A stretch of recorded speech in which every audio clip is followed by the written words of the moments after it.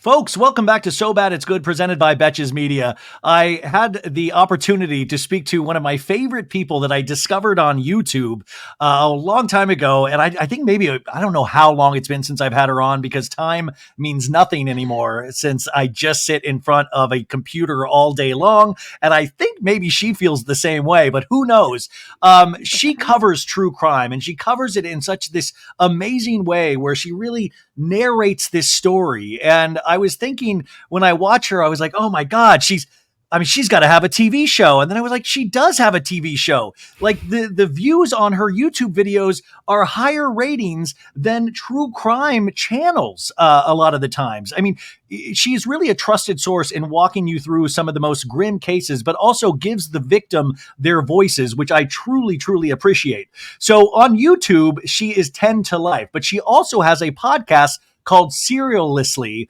And I will put all of that information in the show notes, and you can find everything at Elise.com. So we have the host of 10 to Life, Elise. Welcome back to the show. Hello. Thank you so much. I'm so excited to be talking with you and to be back. It felt like it was recently, but I think now that I think about it, I was in my old studio, so it's probably been over a year. Yeah, I didn't even check when the last time was, but it is funny how time just really kind of flies and you don't even realize it. Cause I was like, I think I just talked to her a couple months ago. And I was like, no, that's not. And then I was watching videos and I was like, yeah, you have changed sets. And I mean, I will say, just from a person that does this every day, and I mean, I sincerely geek out at everything you do, because you do it at such a high level that it's hard to understand how you even begin to piece this together.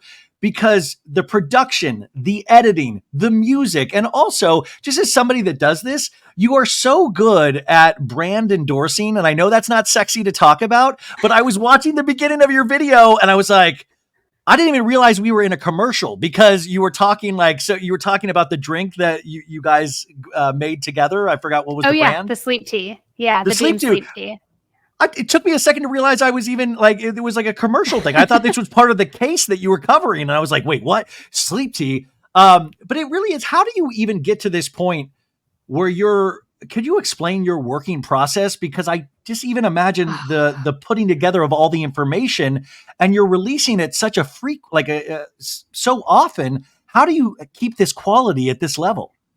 I mean, I wish I could tell you that there was some clear-cut method to the madness, but as you know, being in this world, there definitely isn't. Fortunately, so I started everything back in 2020, and I was like a one-woman show, did all of the research, the writing, the recording, the editing, everything on my own.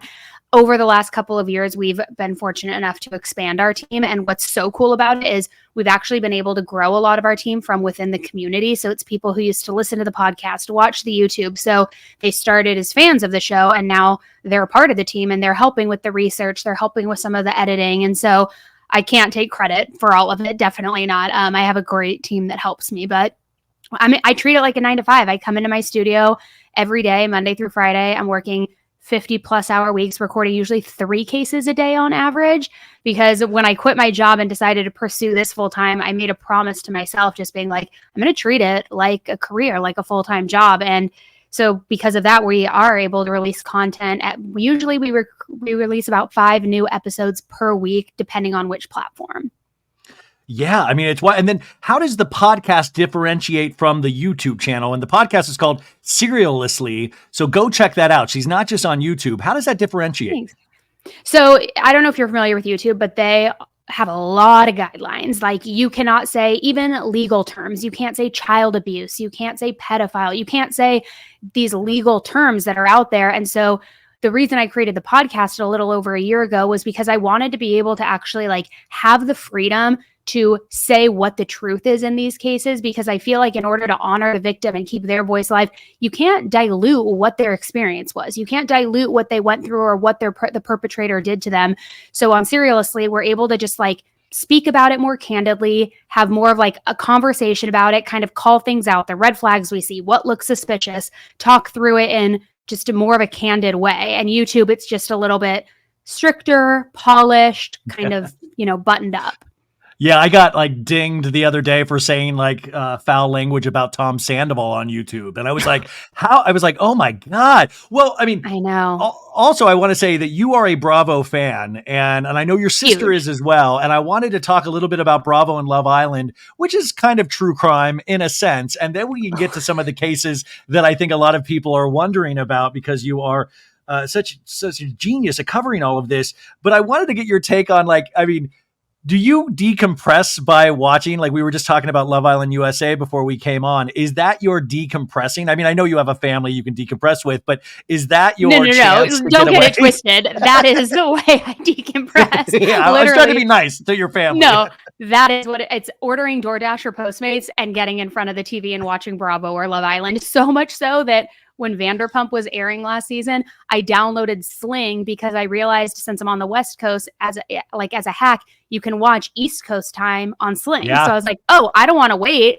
like until 8 or 9. I'm in bed at that point. Like we're watching right now at 5 o'clock, at 6 o'clock. And so, that's what I do to decompress is watch bad reality TV. Well, good reality, but you Yeah. get what I mean. Well, I mean, I totally get what you mean. That's my whole life. But also DirecTV, you can get the East Coast feed if you have Oh yeah. directv.com. Not that this is not a promo for them at all, but it is one of the reasons I'm all, why I have look at you, DirecTV. seamless commercial, Yeah. seamless ad break. We just finished Love Island USA, and I got to talk to so many of the final four couples yesterday. What was your take after 36 episodes of this show? And Love Island USA finally took off. Like everybody all of a sudden started paying attention to this show and not just the UK version. What was your take on the season? What were your high moments? So I will say I've never watched UK. I started with USA on season 1 of USA, but everybody's telling me like, Annie, if you like this, you got to watch UK. But I thought it was a great season. I was really surprised, to your point, how quickly it just spread like wildfire. It seems like everybody's now obsessed with it, which I love because I love seeing all of the clips, the TikToks, everything. To start, I definitely did not see Serena and Cordell winning. I didn't think she was that into him to begin with. I honestly didn't even think that she truly was into him until Casa and all of that stuff went down and she was so emotional. But then like seeing them come through it and come together, there was something just like very pure about their relationship and like kind and genuine, from my perspective at least. But I'm a Leah stan through and through. We know. I mean, by the way, Leah really grabbed hold of people's like imaginations and fandom, and especially women took to Leah. I mean, so much. Why do you think that is? Because it really is interesting. Leah took she got she's at like 1.3 million followers on Instagram. I was talking about their social media. She grew the largest, and she really thought, I talked to a lot of the people.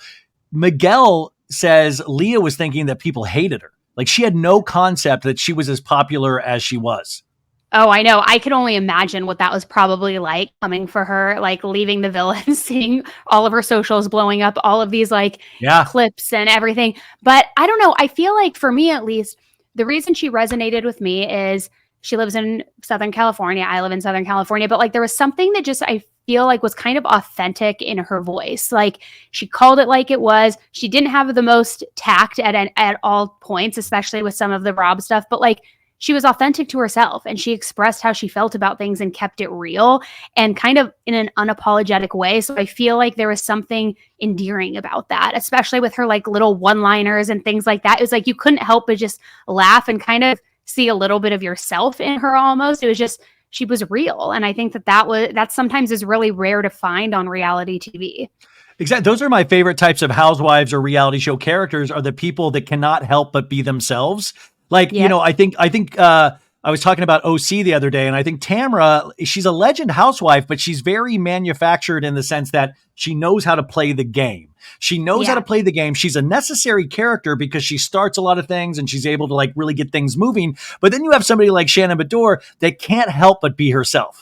Like she can't help, like she can't even, there's like, this is real life to her. She's not on a TV show. These are her real friends. Like she really believes that Tamra was her best friend at one point. And Tamra's like, no, the show is my best friend. What are you talking about? And I think Leah kind of had that same quality of, you're right. She was just herself. She didn't know how to be anybody else besides herself.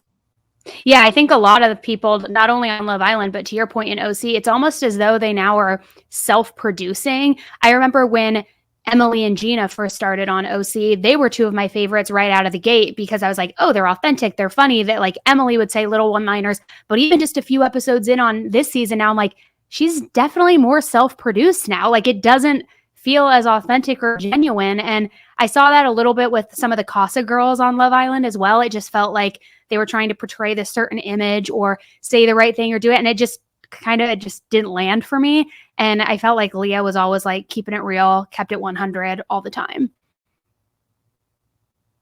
So to your point, I feel like not only with Love Island, but with OC, a lot of these people are like self-producing now. They know how to work it. They know how to do it. I remember when OC first started, Emily and Gina, their first season, they were like two of my favorites because they were authentic. They had this good friendship. They had these little good one-liners. But now, even just a few episodes into OC, Emily feels super self-produced to me. It feels like she's now trying to play the game a little bit more. And even with Love Island, I felt like a lot of the Casa girls were like that. They were trying to put on, like, portray this certain image, act a certain way, kind of as though they were self-producing. And with Leah, it just felt like she always kind of kept it 100, good, bad, whatever it was. She just seemed authentic to herself. Same with Kaylor, which fuck, like I can't. But like, Aaron, fuck. But like, bless her heart. At least she wears her heart on her sleeve, you know. Yeah. But like, yeah, towards like episode 20, 25, whatever it was, I was like, all right, I'm checking out.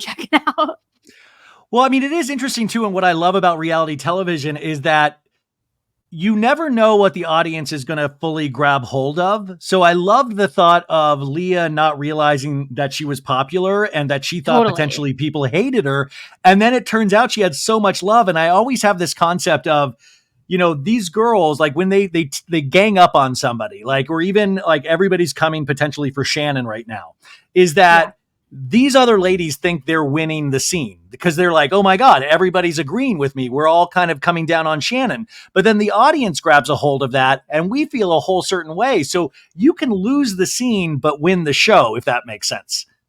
100%. Everybody loves an underdog, regardless what the setup is and if they truly are an underdog or not. But Shannon, everybody's now kind of rallying behind her, rooting for her, talking about her glow up, how she looks so amazing, what a loser John Jansen is, which, hello, he is a complete loser. Who's fighting over this guy? You live in OC. Is this the typical OC guy? Is this the guy that everybody's throwing themselves at? No. I mean, I get it. If you're just hitting the quiet woman, maybe that's what looks the best out of everywhere else. But like, no. But I think same thing with Leah. It's like, you, I'm sure, saw all of the edits. It's like she was kind of the underdog after that whole thing with Rob transpired. He was also kind of an underdog. And then so many people rallied behind both of them being like, we want them to get back together. They have still, even today, like they have the perfect love story. They're so alike. And it's like people like to just do that. And like it just happens inherently. Oh, I talked to Miguel yesterday and he was so funny at the end. I was like, hey, what about all this? You're coming out, you got your phone and you see all this Rob Leah stuff. And he's like, hey, listen, forget about Rob, man. I've got her now. Man. And I was like, hell yeah. But it is interesting how I always think about this even in the way that you work, is how public perception dictates how we feel about a case. And there is so much information out there that's always constantly flying at us that we don't usually even know half of the story, and that the legal system can take it. And it's almost like this game of trying to get your client off by suppressing information. And it's like, I want all the information, but at the same time, you've got to then find a way to get the viewer the information. I talk about this on reality television all the time, but I mean, obviously there's real life stakes when it comes to the cases that you try. I mean, how do you even deal with that of like, you actually now are being able to look at it from like this overview of everything where you have access to all the information, but you also realize, like, even with the Karen Reed trial, they, you know, which by the way, yesterday they were back in court. I think they're not going to retry this until 2025. I mean, there's another case of what gets to the jury. You're able to fight to get things out. Does that drive you completely bonkers? Because it drives me crazy on reality TV. Oh, absolutely. It drives me absolutely insane. And something that I always try to make a goal with whatever case it is that we're covering is I try to like specialize in deep dives. So it's like, I'm getting the FOIA requests, I'm getting the court records, I'm getting the body cam footage, the interrogation, putting it all together when we're building it. And in addition to that, I'm going to Reddit. I just like, I'll be clear with what's a theory and what's not fact, but like, I want to sniff out every single corner of the internet to gather everything. So then I can look at it and be like, all right, I'm going to present everything I know, the good, the bad, the ugly, in the most unbiased way possible, even though I definitely have my opinions and I'll throw them in there here and there, like Brian Koberger.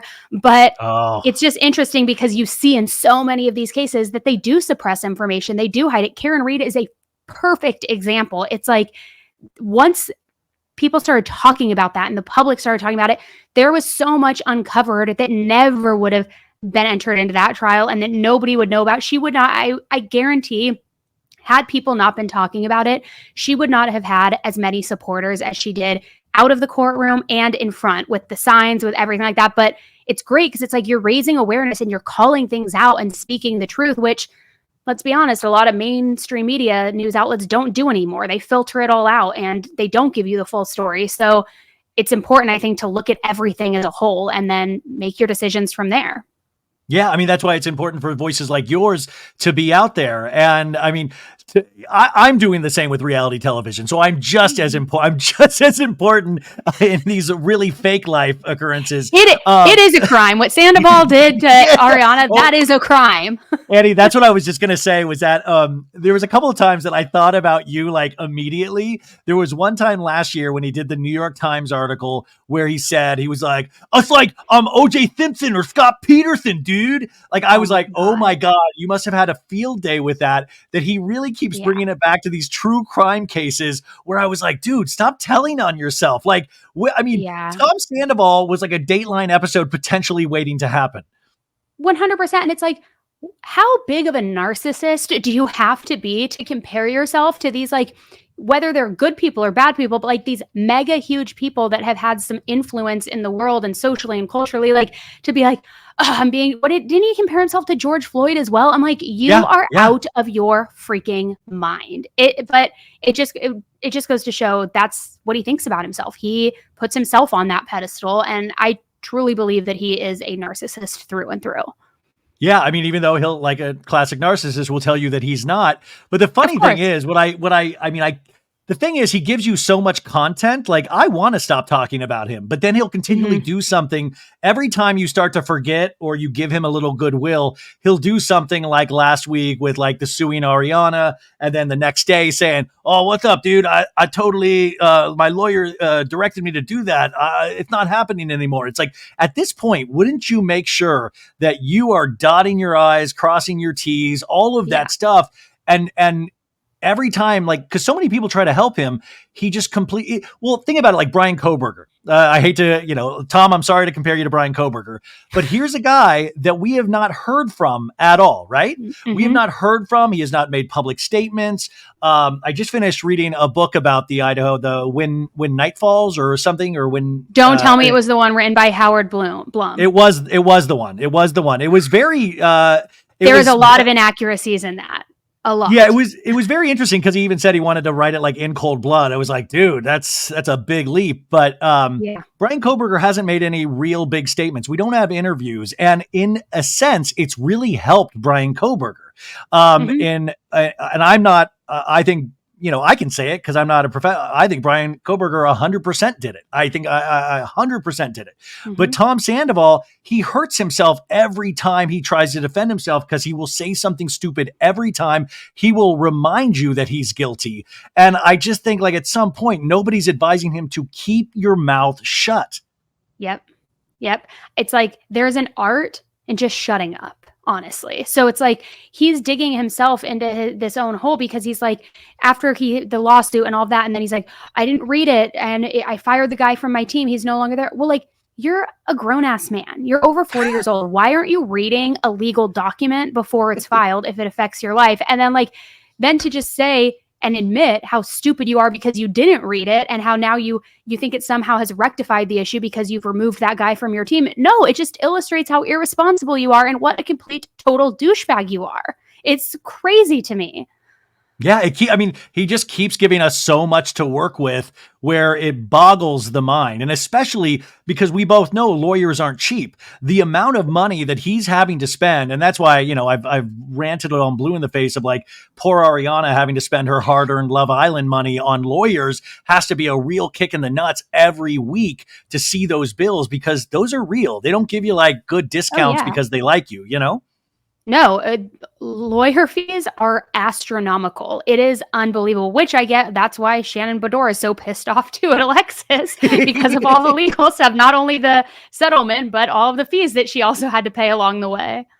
Yeah, I mean, by the way, this is how I do the show. I love just jumping from topic to topic and going back and back, but it's so Perfect. exciting to actually talk to somebody that loves both of these things like I do. And you speak about it just in the best way. And I always asked you this last time, but I still think, I mean, does it still boggle your mind that true crime has become pop culture and pop culture has become true crime? Because even when we talk Yes. about Sandoval now, we talk about criminal cases. We talk about we talk about court. Like that's got to blow your mind. Absolutely. It's very interesting that we're at like this crossroads now. And there's always been a large demographic who consumes true crime for whatever the reason is. I have my personal beliefs of why that is, but there's always been a large market for it. However, over the last, I would say probably 5 years, it has just increased tremendously, not only through documentaries and pop culture, but now it's like bringing in the pop culture element on all, I think it's what, Impact or Nightline. It's like we Yeah. see the Hulu documentaries about what's her face, Jen Shaw. We see Erica Jane's one. We see like there's this weird intersection thing happening now where it's all kind of looping together and it is becoming more mainstream. And it's really interesting to watch. And there's a I get desensitized watching all of these documentaries because Mhm. there's like competing documentaries, or I'll be like, you know what? I didn't like the TikTok one on Netflix as much as I wanted to, or I didn't. And it's wild because you sometimes divorce yourself from the actual pain that the victims and the families go through because you're like talking about like, did it sweep me off my feet when I watched it in my bed? I mean, it's a really weird thing that you Totally. treat it like watching a Housewives series. You're right. It's people are watching it for entertainment value. And it's interesting because that's kind of a taboo thing to acknowledge and talk about. And a lot of people don't really talk about that, but it's true. There is a huge consumption of it for entertainment value only. Hopefully, it's ethically created and hopefully the victims' names and voices are platformed more than the perpetrators in whatever coverage is being consumed. But I mean, it is being consumed for entertainment. Nevertheless, I don't think anybody ever is putting on a Netflix doc and being like, I really want to learn about how not to fall for a stalker and end up murdered. So I'm going to watch this. No, it's because they want to hear the details. They want to know what happened. There's some sort of fascination in it. Yeah, completely. And I think it's that, I mean, kind of like reality television in a sense, there's that what if element of this could happen to you, this could Mm-hmm. happen to somebody in your family, this could, and that kind of what if as you're going through your life and something like it's thrown in there. I mean, we see it happen again and again, but we always think it probably won't happen to us, but then sometimes it does. And that's why with those Idaho murders, like that one, and I usually don't really get involved in cases, but that one freaked me out for some reason. I got really scared. Yeah. And it was kind of like when they caught the Golden State Killer. And I remember when they caught him that night and it came out on Twitter at like 2 a.m. and they said they were going to have a press conference the next day. And I got full body chills. And I don't know what it is about certain things that you just put yourself there because we are still afraid of the boogeyman. In terms of that trial and the Idaho trial, we're not going to get anything until what, like summer of 2025. Is that correct? I thought it might have been moved out even later. I'd have to go back and look, but maybe it's summer 2025. Actually, I think you're right. I think it is now. We probably won't get anything. I would imagine there will be drips and drabs of maybe leaked information, but they're definitely not going to remove the gag order. There's a huge camp that believes that Brian is innocent. I am talking I see that. bigger than I Yeah. think I've seen in a while. And so when that trial does come, it's going to be really interesting to see how it all shakes out. I have my beliefs and I think he is guilty. And I think that his behaviors have kind of shown that he thought he could get away with murder. It was a challenge for himself and things like that. But it will be interesting to see how all of that shakes out. It really, I've noticed the same thing, and especially that'll get me so frustrated. It's like politics and true crime because you're like, wait, I mean, it's pretty, I'm always like, it's pretty obvious, right? Like the guy studied criminology. The guy, I mean, like, look at all of like the most obvious answer is sometimes the right Mhm. answer. But the thing is, he's kept quiet. He's kept like nice. He dresses up. He kind of, like there's all of these things that go into portraying yourself as a sympathetic victim. He is potentially the victim in this and not the kids that were brutally murdered in Idaho. And I think it's a real thing to study in terms of media, of how something is presented. And I'm really scared about those things because it just shows if he has the right defense and they can throw out certain pieces of information like the DNA, like on the tab of the knife sheath, that this Mhm. guy could walk free. And that is chilling when I'm like, you've got so much evidence in your head. Like, how does all of that stuff work? I mean, and how do you keep covering things like this when you realize sometimes guilty people will walk free? So, I mean, even though I form opinions about people probably prematurely sometimes, or usually I'll keep them to myself, but I'm a human, so I'll guess if, and whatever, I'll think somebody's guilty or not. I get it. You're cloaked in innocence until you're proven guilty. However, when there is a lot of evidence or markers, it is frustrating when so many people are advocating for innocence when there is a lot of evidence or writing on the wall that indicates otherwise. And I do think that right now, because we're in this weird time where there is this huge uptick in consumption of true crime, there also is a lot of conspiracy theorists out there. And people who love a conspiracy. I mean, Karen Reed, I'm not saying that was a conspiracy. I think the law enforcement completely shit the bed with that. But people love to think that law enforcement is framing people, setting things up, doing that. So a lot of the people in Brian's camp are suggesting that same thing. His DNA was planted on the sheath. That's going to get thrown out. He really was going for a drive that night to look at the moon and the stars across state lines, then went back to the house the next morning by chance. Like, just get real, But there's Yeah. this huge surge of that. And you're right. I mean, if DNA evidence is one of the strongest things that they have in this moment, and if they can somehow explain that away, I don't know how they will be able to. It's going to be really difficult because what we have heard is that there was no proof that he was stalking anybody, that there wasn't some sort of previous history or relationship. We don't know if that's true or not, again, because it's just speculation. It's all under a gag order, but I don't know. I do believe that he is the guy. Yeah, I mean, I do too. I mean, just everything lines up in a certain way, but I'll be interested to hear the defense. But then it becomes like these pre-trial motions of trying to get things thrown out, which I'm Mhm. like we were just talking about. I want all the information. If it's Vanderpump Rules, give me everything. Like, let Yeah. me have all of the information. I know we see an edit, but let me know everything behind the scenes. And you said something fascinating about like conspiracies and how we are so attracted to conspiracies, and it goes across the board because we even see them with reality television like Vanderpump Oh, Rules yeah. season 11. So many people still to this day think this was all staged between Mhm. Tom and Rachel and Ariana, and I'm like, you guys, like, think Sheena was in Yeah. on it, think Lala was in it, and I'm like, you come on, you guys. And they will swear to kingdom come that this was all staged. I agree. And you had made a point earlier when you're like, sometimes the simplest answer is the answer. It's like, that's the most common one. And for some reason, the phrase is like, it's falling away from me. It's like Occam's razor. Is that Yeah, right? Oxum's right. Yeah, Yeah. yes. And it's like, that is so true. It's like, yeah, there's a million different ways you could explain it to go the other direction, but is that likely? Is it likely that Brian Koberger had a second guy? Maybe. Is it likely that the police framed him? Okay, but then if they did, why? Did a police officer commit this quadruple murder? Is he covering for the fraternity brothers that people are suggesting committed this? Like, it doesn't make any sense. So it's like, but then they'll take an inch and they'll be like, well, yeah, but then it's the roommate. She must have been dating him because they didn't call the police until 11 in the morning. It's like, no, it could just be that they were out partying until 3 or 4 in the morning. She was wasted. She's a college kid. Maybe she Yes. even did drugs. Who knows? And she was passed out. I remember I slept till 11 all the time when I was younger. Like, Yes. it's Yes. normal. It is normal. It's when our bodies would allow us to sleep that long before we had Right? families and responsibilities, of course. Did you get into the season of The Valley at all? I did. I like the Valley a lot. I hate to admit it, but that was my front runner even before Vanderpump this last season. You mean you I liked liked it it more. more than Vander? Yeah, well, Yeah. and everybody was like coming out against it before it came on. Like, who needs this show? Who needs this show? And I was like, guys, let's just chill out and watch it. And then everybody kind of immediately loved it. And I think it's one of those, by the way, let's just compare Jax to a career criminal. When you have a career criminal on the show, I mean, he really is fun to watch, but it's so dark and disturbing to think that this man went back on reality television and it's going to screw up his entire family. And Yeah. potentially he wanted that. It's really interesting to see. And then the Michelle and Jesse Lally relationship, you have Janet, I mean, every element is there that I can't wait for the second season.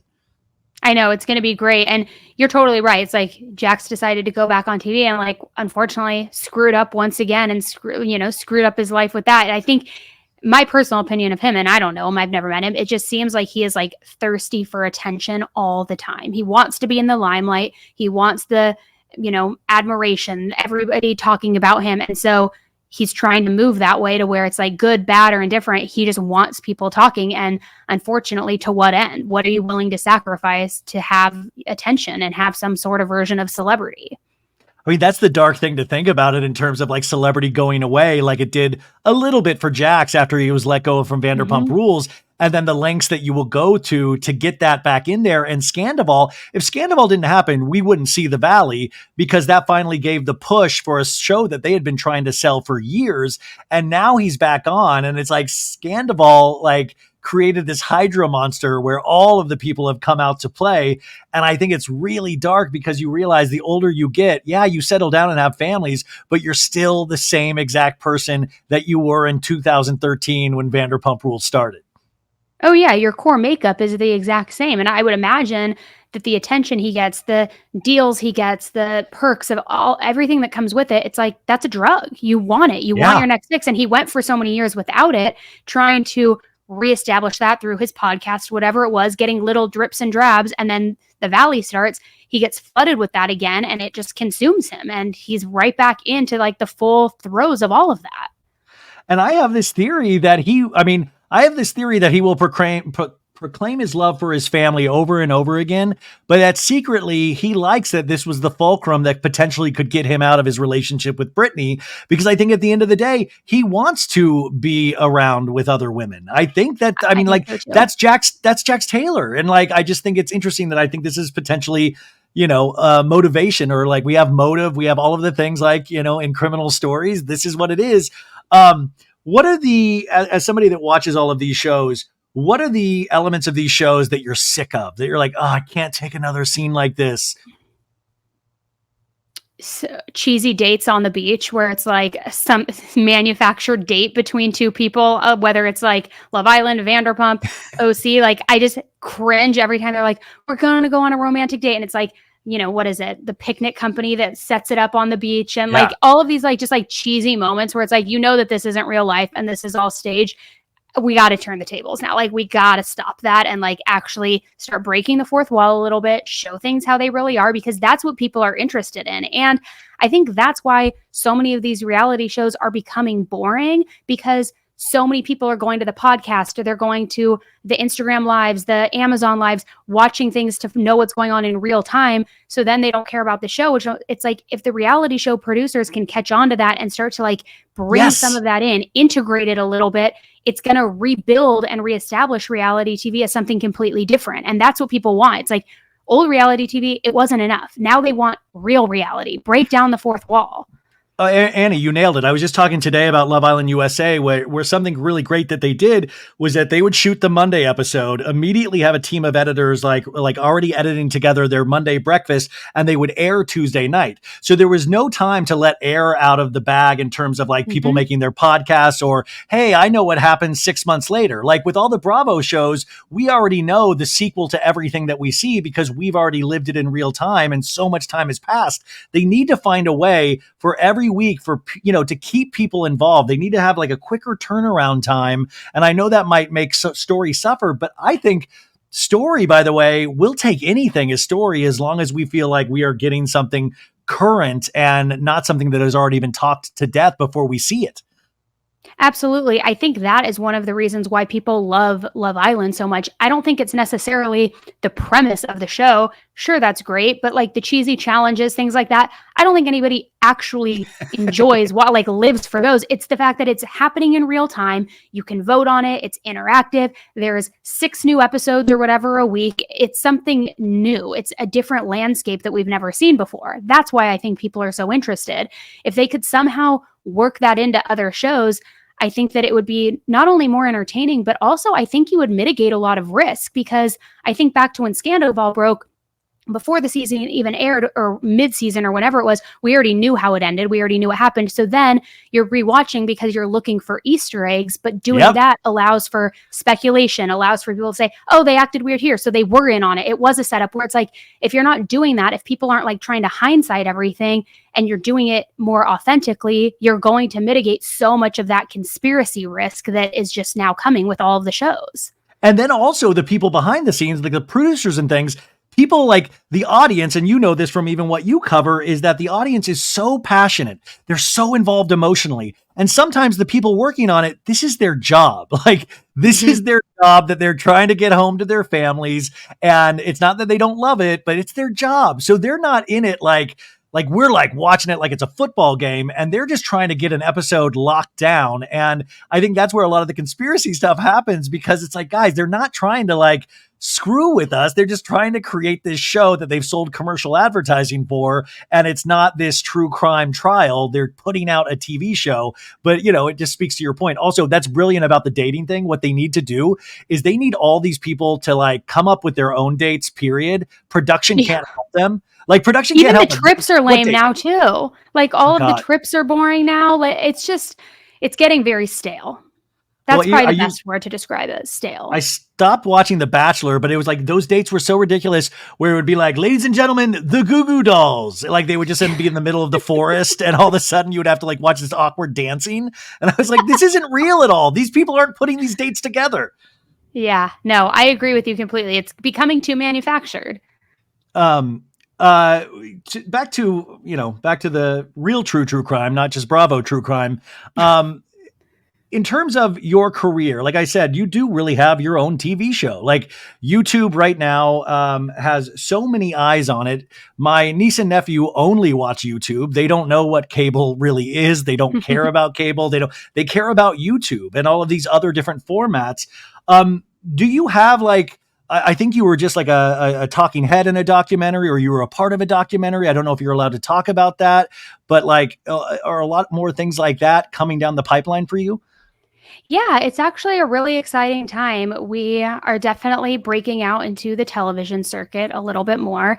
I can't go into a ton of details, but yeah, there's been projects with different documentaries where I sit in as kind of, what they deem as like the true crime expert, where I talk about the case, or if it's a case that I have already previously covered, which was this last weekend. It was a case I covered 2 years ago, and they're now making a documentary. So they're like, we want you involved. The family had requested that I get involved, which was a huge compliment. And so there's a lot of things like that happening. There's been some talks about more of a speed to market type TV show, like a version of what's happening on YouTube, but on a streaming service, and trying to figure out how that works, what that unlock is. So there's a lot of exciting growth opportunities happening, which, yeah, I'm super excited about it. I mean, that's the coolest thing about you is I had a teacher back in the day that would always be like, if create your own content. Like, like a lot of people out there who run everything, they're unimaginative. So you have to show them, like you have proof of concept. Like this is, I mean, it's already proved, like this is proven, which is really exciting. But you just mentioned the victims' families actually requesting you. Do you have a lot of contact with victims' families over these last couple of years? I do. It always depends on the case, but usually when we're sourcing the cases that we're going to cover, we either do that through, we see it in the media and we want to cover it. We get case requests from viewers and listeners all the time. And a lot of the time, family members reach out. It's either someone that they've lost, or they want justice for something. They are starting a petition or a law and they want some help getting it platformed. But we've had communication with several families over the years, but I don't really think that I even realized the positive impact that we've had until just this last June. Is my first time ever going to Crime Con. And I don't know if you've heard about that, but it's just like Comic Con, but it's for crime. And a lot of people have their own opinions about it. Some people think it's distasteful, or like, why are people gathering at some convention for true crime? But what's different about it is so many of these families go to this convention and they speak, and there's also the mainstream media, News Nation, Nancy Grace is there, Tenderfoot, Up and Vanish, like podcasters, and people are speaking about these cases and on these panels. And when I was there in June, I had my booth and I actually did a live panel speaking thing as well to about 500 people, which was incredible. But a lot of families came up to the booth and they were like, we saw your coverage of our son, our daughter, my best friend's daughter who died, like all these different connections. And they were saying, thank you. You got everything accurate. You found out details that weren't even in the court record, that wasn't brought into trial. Like, how'd you find that out? And hearing all of that was just incredibly rewarding, because it kind of just reiterated and solidified for me, this is why we're doing it. Of course, it's something we're passionate about and we enjoy it to an extent and things like that. But like, it feels like we're making an impact and we're making inroads with the family. And so hearing directly from them that they appreciate the coverage and that they find it valuable, I mean, it's just unbelievable. It's incredible. I mean, that's got to make all of this worth it in a sense. And especially because this, I mean, when you're uncovering these dark topics and these dark details and having to share that with an audience, that can really weigh on your soul. So I think things like that has got to like just add this layer of like making it all kind of beautiful and worth it in a sense. You were talking earlier about, before we went on, about, I think his name's Wade Wilson, the criminal. And I was just thinking about like watching those Night Stalker documentaries and then realized like how many fan letters the Night Stalker had. Richard Ramirez, people wanted to marry him. People were like gaga. And I'm sure Brian Koberger has like ladies writing to him and all of this stuff. Walk us through this Wade Wilson guy. I mean, his face tats everywhere. What is your take on him? He is a monster through and through. He killed multiple women. He did it so callously to where he has no remorse, never showed an ounce of remorse, even when he was in the courtroom and cameras were there. He was getting sentenced. He was doing all these things. He literally was smirking the whole time. And he didn't have as many face tattoos when he was first arrested for the murders, but I think he's gotten some of them in jail over time. But yeah, his whole face is tattooed. He has like the Joker smile. And like, look, I'll say this, with tattoos aside, even though I have some of my own, conventionally attractive man, sure. He's tall, women love tall guys, things like that. But like, people now are like romanticizing this idea of him and thinking, oh, this guy's so hot, I could save him, I could do this. And so the amount of edits I have seen on social media glamorizing this guy, almost like fan fiction, erotica novel, is like unbelievable. This guy's a fucking serial killer, right? Yeah. Like, what are you even talking about right now? The I can change him attitude should not be in this case at all. He'll kill you when that happens. 100%. But it's just like the Chris Watts effect. The amount of women who have reached out to him and who have said, Shanann was the worst. I understand why you strayed and why you did what you did. It is unbelievable. It truly is so unsettling, the amount of like women who flock to these kinds of men. I mean, that's something that should be studied, and it's like weird. It's the weirdest phenomenon. I mean, it doesn't make a lot of sense to me, even though I think it says a lot about our culture. You were talking about what's coming up on the show, and on Monday you are releasing something. We were talking about an influencer. I don't know if you're able to get into that at all, of what's coming up on 10 to Life and SERIALously. Yeah. So this upcoming Monday, we are releasing a deep dive episode on the podcast, SERIALously. And it's this influencer she was an Instagram model influencer. She was jetting all around Europe. She even was with Leonardo DiCaprio for a hot minute and like was seen with him in France and all of these things. And she started building this incredible following. But then when she did that, she started bringing in like these close friends and impressionable young girls. And essentially, she kind of built her own cult where she was enslaving these women. She was sex trafficking these women. She was making some women pay her up to $3,000 a day, even though they weren't getting any sort of benefits from her. She was selling like coaching classes, like weird MLM type stuff. It is like completely unhinged. So we like dissected it and like pulled out all the information we could. And we're going to do a full deep dive Monday where it is exposing this bitch. Wait, was it kind of like a cult like Nexium? Was it like? No, it was like her own one. Like it was her own cult. And what was so fascinating about it is, unlike other cults where we so often see that, you're only allowed to talk to the members within the cult. Scientology, if you have somebody on the outside, they're a suppressed person. You can't talk to them. You only can like breed within, talk within. She was kind of the opposite, where she wouldn't even allow these people to talk with each other. She segregated all of them and kind of turned them against each other. And she would just use them for her own personal gain. It's really bizarre when you get into it. And wait, and what happened to her? Or is this, we'll find out on Monday? You'll find out on Monday. Yeah. Oh my God. But by the way, it scares me though, because the more we talk, the more I'm like, they're going to find one of these people like right at the moment that they commit a crime, and they're just going to give them a reality show, and hopefully they can follow the insanity. Because I was last night, every Monday we watch the Gypsy Rose Lifetime reality show. And it was like the season finale last night, and I ate that show up. And it's ridiculous because you're watching somebody that participated in their mom's murder. And she obviously was the victim of such insanity. But at the same time, her life still has so many insane elements. And I thought, this is why I'm watching this like it's Vanderpump Rules. Totally, because it's like you want to know the why. You want to know what's going on in their mind, which I'm calling it right now. I said this on one of my previous episodes on SERIALously. I think there's going to be another season, and it's going to be called like Growing with Gypsy or whatever. And it's going to document her whole pregnancy all the way till the delivery. I think the cameras will be in the hospital room. I think she is going to ride this train as long as she can. Well, but I think the reason people love her so much is they want to know, they want to understand what goes on in somebody's mind. Well, and I think that, and then you see that drama is still hovering around this person, and you're attracted to that like a gnat to a light. And you're just like, oh man, this is crazy. Stuff is still happening. Because you would think after all of this, you would want to leave this quiet, boring existence after you had so much insanity. And it seems like, and the social media aspect of it all, they're going on social media, TikTok lives, all of this stuff, which by the way, it would be wild if she tried to give birth with Lala and Lindsay Hubbard at the same time. That's a reality show right there. Oh my God. Did you watch Summer House this season? I'm not a Summer House person. I like know what's going on, and I'm in the know here and there. I know. I need to watch it. I know. Amy, my sister, watches it. I need to. I love Paige. I listen to Giggly Squad religiously. So like, I need to watch it. I don't know what the hell's wrong with me. I think you've got enough on your plate.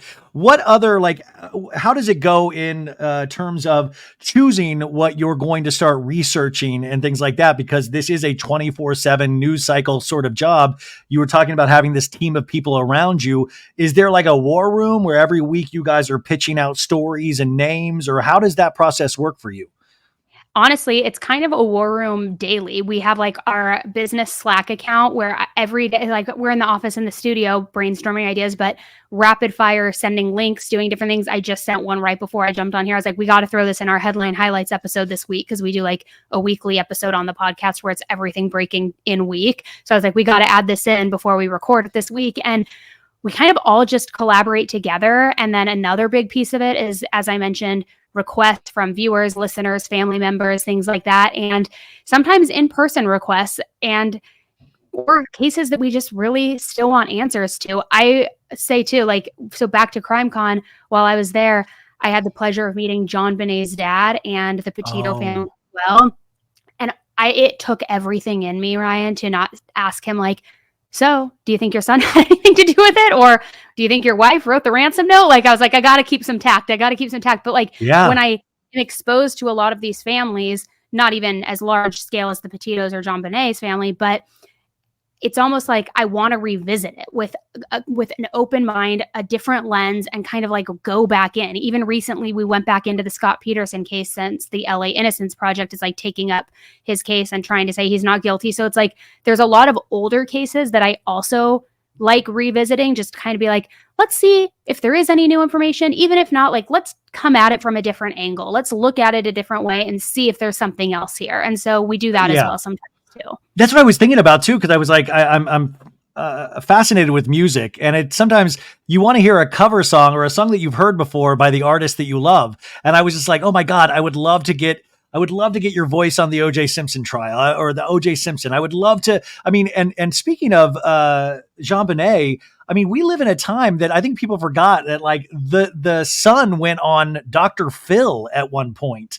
And it was the weirdest couple of episodes of Dr. Phil. And to this day, like I always make this horrible joke that if heaven exists, I hope there's like a heaven machine where you get to like 3 questions. And one of my questions would be, who killed JonBenet Ramsey? Because I think it's just one of those unanswered questions that we just truly will never know. Like at least with the Petitos, we know the asshole that did it.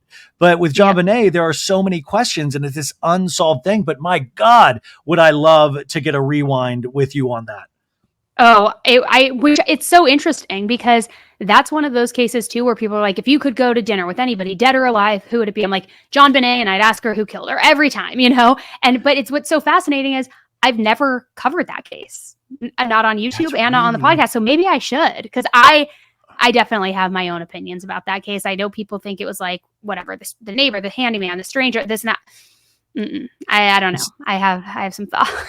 I overuse this phrase, and I think it came from like actually watching some of your YouTubes. Was I always talk about the concept of a reliable narrator on housewife shows or Vanderpump Rules, is that there's certain people that you just rely on, that you'll believe the bullshit, not bullshit, but you'll believe what they say. And so they're able to walk you through the series and you're like, okay, I can always trust that person. To me, you're that reliable narrator. So your voice on any of those things, you know, I think people would really kind of listen, and potentially you would get, I think you would get a lot of people to pay attention to cases that they've probably already been exhausted on, but you can look at it from a different angle and with your voice. You know all this stuff already. Anyways. No, that's so nice. Thank you. I appreciate that. What else? We talked about what's coming up on Monday, but like say this past week, you know, you had a Karen Reed update yesterday with like nude things. Like what were you keeping your eye on last week? There was a case that we kind of revisited from a while ago, Clarissa Figueroa. It's unfortunately one of those cases where somebody, you know, lures a pregnant woman to their house under the guise of giving them free baby clothes or baby equipment or whatever it is. And then they kill them, steal their baby, and, you know, try to pass it off as their own. This one was a little unique because as soon as she went into the hospital claiming to have given birth, the staff at the hospital knew she had not given birth because she was completely intact down there. But what was so interesting is they couldn't do anything legally about it. They informed the police, but the police still needed evidence. They couldn't figure out where the baby came from. And the staff was kind of, you know, were under lock and key at the hospital. They couldn't really intervene and do anything. So she was able to be in that hospital with this baby that wasn't hers for quite some time. And the whole case was just very, very unsettling. Wow. I mean, there are little elements of humor that you'll throw in there, but I don't even like I was just watching your most recent video and you were talking about the guy that worshiped Tupac, that kind of prayed to Tupac, but you were also like, he made his woman talk about how large he was and how good at sex he was. And you were like, and ladies, we all do know that if your lady has to say that, it's probably not true. And I like that there's these little moments where I'm like, LOL. And then, but you keep it at such a serious tone that you're like, haha. And then we're back to the serious story. What other shows in terms of Bravo? Like, are you watching Dubai? Do you dip into Jersey still? What are you watching else? I'm watching Dubai. Love it. Last week was so good. I know. I love Dubai. I do not like Caroline Brooks. Like, can't stand that woman, but love Dubai. I haven't watched Jersey, honestly, for years. I feel like I get so irritated with Teresa. I am not a Teresa fan that like, I just can't watch it anymore. It just like, I don't know. There's just something that like, I have this visceral reaction just because I'm like, it's so dramatic. And I can't get past this family drama. And like, so I haven't watched Jersey, but I watched Dubai. I've watched Below Deck a little bit. What else? I feel like Below Deck though, I watch Below Deck every week, but it's just like, can we park a boat? Oh no, it's hard parking this boat. That's the drama every week is parking the boat. And I'm like, guys, we've got to figure out how to do this without the drama at a certain point. No, I know. And that's a good one to have just kind of like on in the background while you're like cleaning or doing other things. And I don't know, it's like good visuals, you know? Yeah. And as we wrap up here, they announced that August 19th, we are getting the Love Island USA reunion hosted by Ariana Madix, which I'm really excited to see her hosting skills because she's like watched Andy do it for so long on Vanderpump. I mean, I you're going to be know. tuning in on August 19th, right? I'm literally probably going to rent out a movie theater like we did for the Vanderpump reunion. Like, honestly. And I know you've been interviewing so many of these Love Island people. So I'm just telling you, if you go to any of these events and have a +1, you better call me because I want to be there. Oh my God, the 19th, like the one in well, they're filming it in New York. And I was like, God, I would fly my way down there just to Same. sit I will in the hitchhike to New audience. York. I mean, it would be amazing to watch all of these people. And my thought, like, and listen, this is us just talking shit between two people. Who do we think are still going to be together by the 19th out of these Okay. couples? I actually was going to ask you that at the beginning of this and I forgot. So I'm so happy you said that. I think Serena and Cordell. I don't think Janae and Kenny. I think that I'll save my opinions for that. I don't Kendall and Nicole. I don't think so either. And who else? Who else was together? I don't think Leah and Miguel. Well, Leah and Miguel. Yeah. I mean, the Serena and Cordell, 100%. Like I talked to them yesterday and they were hanging all over each other. It was so cute. It reminded me of like, oh, these people are like really into each other. And, you know, like I know they're only 6 weeks in, but it was really kind of, I was like, oh, it made my heart feel good. Janae and Kenny, I think I like them as well. And it was really great to talk to them. But I think even in the way, like Kenny has a real job in like tech and stuff. And they were talking about him having to take days off. And he was like, oh, I've already taken 1 day off. And it seemed like that relationship is going to be potentially have a little like roadblocks in just terms of how they live their life. But it seemed like they really like dug each other. Leah and Miguel, I think that's hard because Leah has blown up so much. And I think so much opportunity is going to come her way. And the same with Miguel. And I think they really like each other. I just don't think, you know, they didn't start from the beginning. And I think like they really dig each other. I think it's just going to be about finding time where they can actually hang out and they're in 2 separate places. Yeah. I don't know if it's going to be like a good, like a long-term relationship. I feel like a really great friendship, maybe their sexual chemistry as well. But like, I just don't really, I don't know. I don't really see it going the distance. Kaylor and Aaron, honestly, I don't know. I couldn't tell you. But I think too, back to Janae, I think that she kind of, at least to me, gave off the impression that she really badly wants to get married. She wants a serious relationship. She wants all this stuff. I didn't see that he was really reciprocating that so much. So I think that's going to probably fizzle out at some point. I could imagine she would get over it if he's not giving her a lot of attention. And then speaking to Nicole and Kendall, I just want to put it out there in the universe right now and manifest this. Next season of Love Island, can we please get his sister on? She was so unbelievably stunning. I can't even handle it. She was so pretty. I was like, I want to see more of her. I want to see more of her. I don't know if she's single, but get her on Love Island. Listen, I was not dancing around this, but I've tried to be respectful of it. You know, I don't know if you were aware of the Kindle stuff that happened over the last couple of days online. Oh, no.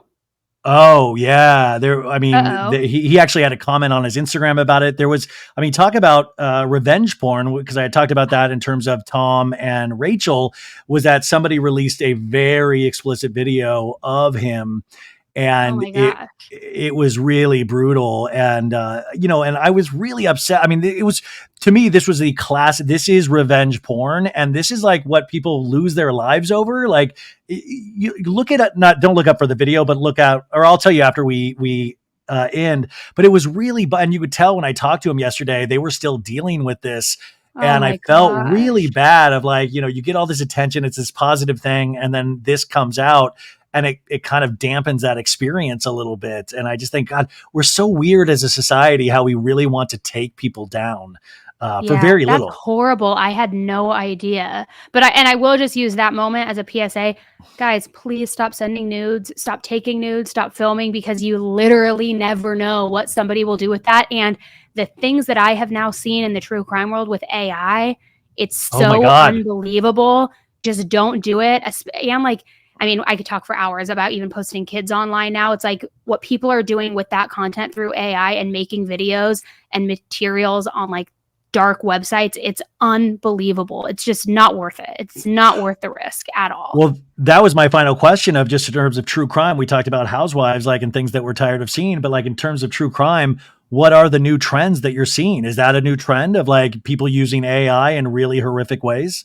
Oh yeah, horrific, especially with the family vlogging circuit. It is so bad. And luckily there have been a couple of states who have picked up onto it where they're saying, you have to put harsher restrictions in place if you are going to use your child as content. They need to be getting paid, things like that. But still, it's like and I've talked with different psychiatrists, different psychologists about like what really goes on, especially in predators' minds and what they're doing. And they're taking so much of this material that is posted on the public forum, just from not only family vloggers, but anybody, and they're repurposing it and digitizing it and putting AI onto it to where it's like they're giving little girl voices to a still image. They're using that Oh, material, they're putting it on the dark web. They're creating dolls that look exactly like that specific girl. If you're familiar with the Ren Eleanor, it's like there are dolls made that look exactly like her now and have little voice box that sound like it's so horrific and disgusting. And it's like, while technology is great because it's helping us solve more cases and bring in new resources, it's equally just as dangerous. And so I hate to be like a fearmonger, but it's like you really can never be too careful. And after I had some of these conversations with some professionals in the field, I went back even on my Instagram because I have 2 young kids and I kind of just like scrubbed it. I was like, there's no reason to have this public if that's the risk of what could happen, or people outside recognizing them and being like, hey, I know you, Theo, or like oh, it's so insane to me. It is so oh. insane to me. God. Well, listen, you said you could talk for hours, and luckily you have a job where you do get to talk for hours about so many things. But also, you guys, I can make like silly jokes and all this stuff, but she does a real show. You guys already know her, but if you don't, I'm telling you, go subscribe to 10 to Life. Then also go subscribe to SERIALously on Spotify and Apple Podcasts. Make sure you rate 5 stars. And I know like that's like, oh, they don't need that, but you do need that. I'm telling you, everybody It needs that. helps. It's the easiest, freest way to support somebody that is doing this work. And of course, she's got so much coming up. So you want to go to AnnieElise.com. I can't wait to see you as a talking head. I can't wait to see what TV elements you bring in.